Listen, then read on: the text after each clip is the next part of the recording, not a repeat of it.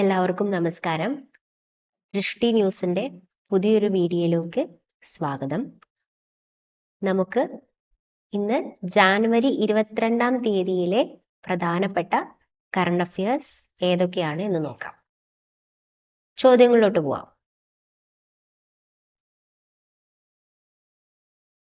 ആദ്യത്തെ ചോദ്യം, അടുത്തിടെ ഏറ്റവും പഴക്കമേറിയതും ദൂരെയുള്ളതുമായ തമോഗർത്തത്തെ കണ്ടെത്തിയ നാസയുടെ ബഹിരാകാശ ടെലസ്കോപ്പ്. അടുത്തിടെ ഏറ്റവും പഴക്കമേറിയതും ദൂരെയുള്ളതുമായ തമോഗർത്തത്തെ കണ്ടെത്തിയ നാസയുടെ ബഹിരാകാശ ടെലസ്കോപ്പ് ഏതാണ്? ഉത്തരം ജെയിംസ് വെബ് ആണ്. അപ്പൊ ഈ ഒരു ക്വസ്റ്റ്യൻ എല്ലാവരും ഓർത്ത് വെച്ചോളൂ, ജെയിംസ് വെബ് ആണ് കേട്ടോ. ഇനി അടുത്ത ചോദ്യത്തിലോട്ട് പോവാം. രണ്ടാമത്തെ ചോദ്യത്തിലോട്ട് പോവാം.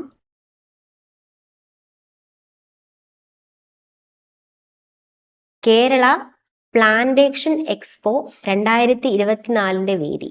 രണ്ടാമത്തെ ചോദ്യം ഞാൻ ഒരു തവണയും കൂടെ വായിക്കാം. കേരള പ്ലാന്റേഷൻ എക്സ്പോ 2024 വേദി എവിടെയാണ്? കൊച്ചിയിലാണ്. കൊച്ചിയിലാണ് കേരള പ്ലാന്റേഷൻ എക്സ്പോ 2024 വേദി. ഓർത്തു വെച്ചോളൂ എല്ലാവരും, നിങ്ങളുടെ പരീക്ഷയ്ക്ക് ചോദിക്കാൻ സാധ്യതയുള്ള ഒരു ചോദ്യമാണ്. ഇനി അടുത്ത ചോദ്യത്തിലോട്ട് പോവാം.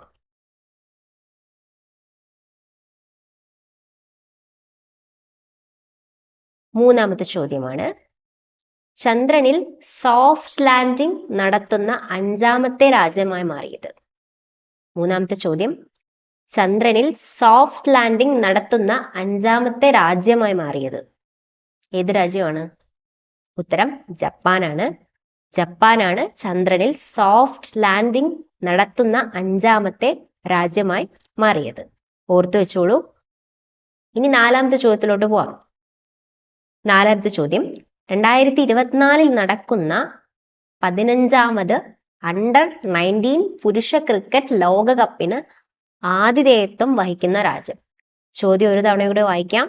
2024 നടക്കുന്ന 15ാമത് അണ്ടർ 19 പുരുഷ ക്രിക്കറ്റ് ലോകകപ്പിന് ആതിഥേയത്വം വഹിക്കുന്ന രാജ്യം ഏതാണ്? ആ രാജ്യം ദക്ഷിണാഫ്രിക്കയാണ് ഉത്തരം വരുന്നത്. ദക്ഷിണാഫ്രിക്കയാണ് ആ രാജ്യം. അത് ഓർത്തു വെച്ചോളൂ. അടുത്ത ചോദ്യത്തിലോട്ട് പോവാം. 5ാമത്തെ ചോദ്യത്തിലോട്ട് പോവാം.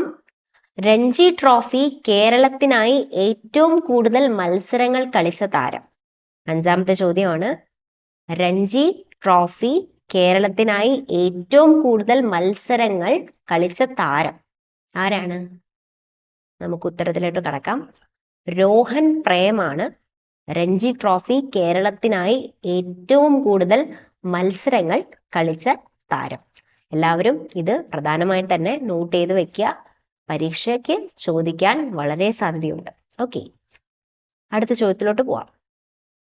6ാമത്തെ ചോദ്യമാണ്, ഇന്ത്യയിലെ ആദ്യ നിർമ്മിത ബുദ്ധി അധിഷ്ഠിത ഓങ്കോളജി സെന്റർ നിലവിൽ വന്ന നഗരം.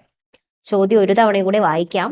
ഇന്ത്യയിലെ ആദ്യ നിർമ്മിത ബുദ്ധി അധിഷ്ഠിത ഓങ്കോളജി സെന്റർ നിലവിൽ വന്ന നഗരം ഏതാണ്? നഗരം ബാംഗ്ലൂരാണ് ആ നഗരം. ഓക്കെ, ബാംഗ്ലൂരാണ് ഇന്ത്യയിലെ ആദ്യ നിർമ്മിത ബുദ്ധി അധിഷ്ഠിത ഓങ്കോളജി സെന്റർ നിലവിൽ വന്ന നഗരം.